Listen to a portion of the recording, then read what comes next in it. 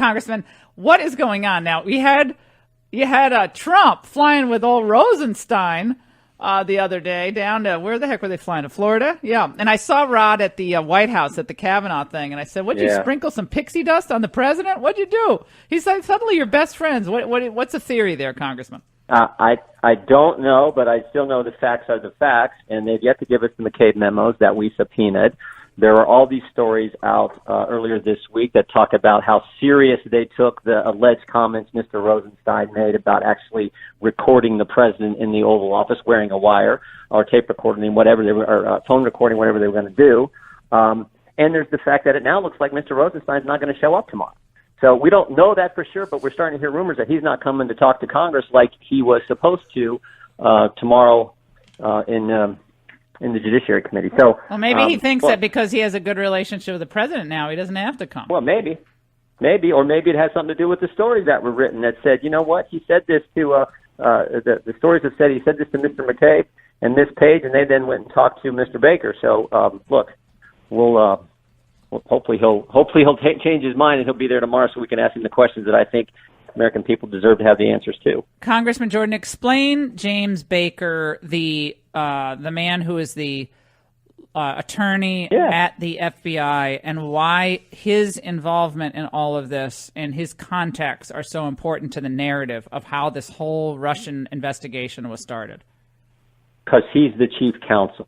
When you're the chief counsel at the FBI and you're the guy in the middle of the two biggest investigations run by all these key players, Strzok, Page, McCabe, Comey, that is important.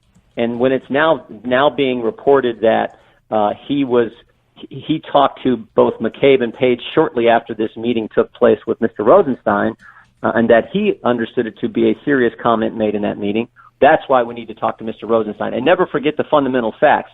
When have you ever seen this happen at any federal agency? James Comey, fired, former director. FBI Deputy Director Andy McCabe, lied 3 times under oath, fired. Jim Baker, chief counsel, first demoted, then left the FBI. Lisa Page, FBI counsel, demoted, then left. And, of course, Peter Strzok, the counterintelligence, demoted, then fired. Top people at the FBI demoted or fired all the key people who ran the Clinton investigation, and then now, as we know, launched and ran the Russian investigation until Mr. Rosenstein named Mr. Mueller to take that investigation over. So that's why this is important, and that's why Mr. Rosenstein needs to be in front of us so we can ask him questions about all that. Yeah, he's not going to show up.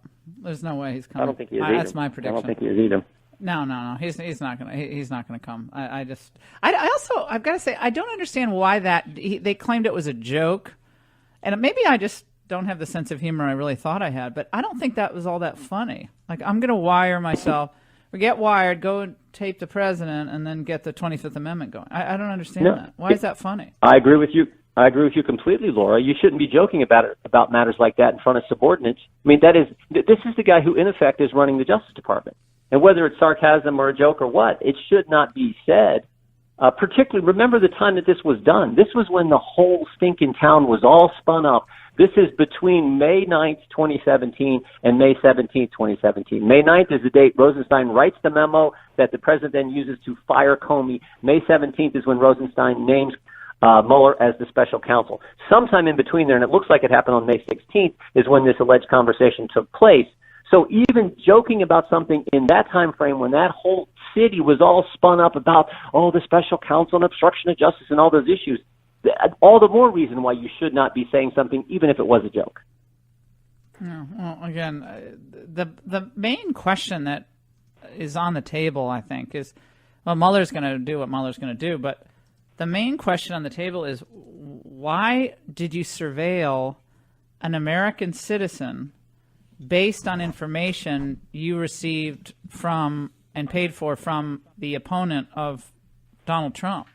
I mean, if that's the standard now, you can start surveilling someone because they traveled to Russia and said hello to a government official at some point, and years ago he was questioned.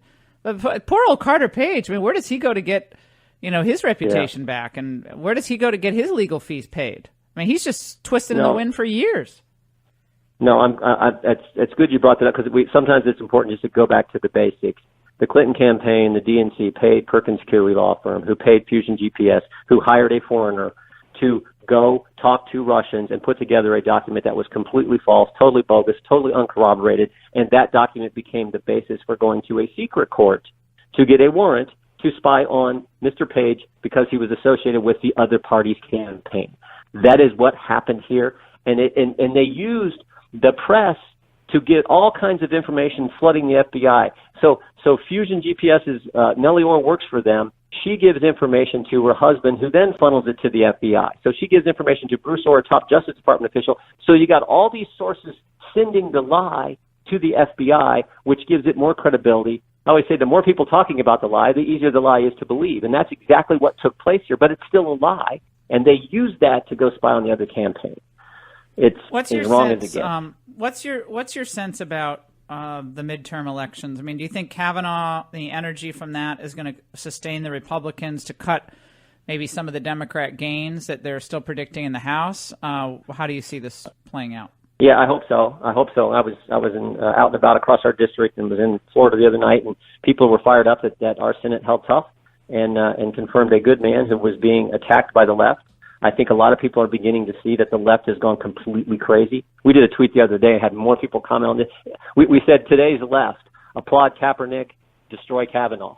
And that's today's left. They embrace the radical, applaud Kaepernick when he disrespects the flag, embrace Cuomo when he says America was never that great, cheer on Maxine Waters when she says go out and harass people who support the president. And oh, by the way, we're going to destroy Kavanaugh in the process too. I mean, that's today's left, and I think it is beginning to fire up conservative voters and Republican voters. I hope it is sustained over the next 26 days and that we can keep the majority in the House.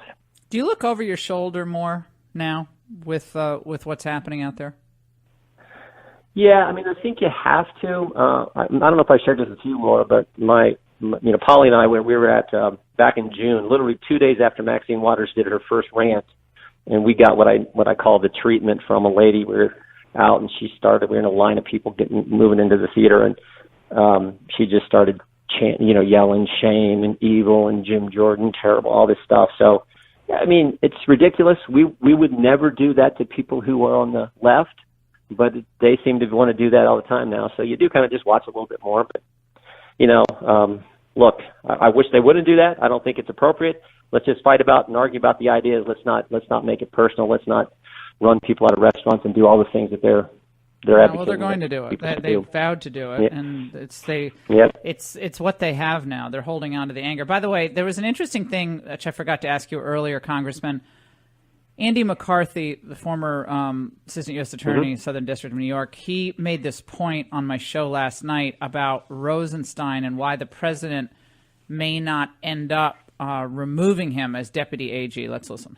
I think the president realizes that if he were to get rid of Rosenstein at this point, it would be like firing Comey times 3, and it would give Mueller a reason to extend the investigation. Why would he want to do that? I mean, it looks like now there's not going to be any charges. They're staffing down.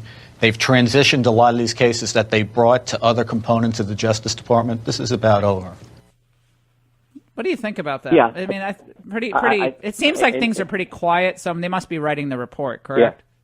Yeah, I hope so, and I think that's probably that could be right, and I obviously respect Mr. McCarthy and all the things he's written about and all he's done. So, look, I don't think there's going to be any changes made at the Justice Department until after the election, until after Bob Mueller's done. I think that's obvious. It's obvious that the president wants a new attorney general, and I think that will happen at some point too. But I don't think that's going to happen until after the election and until after the special counsel's work is finished. Jim Jordan, always great to talk to you. Congressman from the great state of Ohio. Congressman, thanks so much.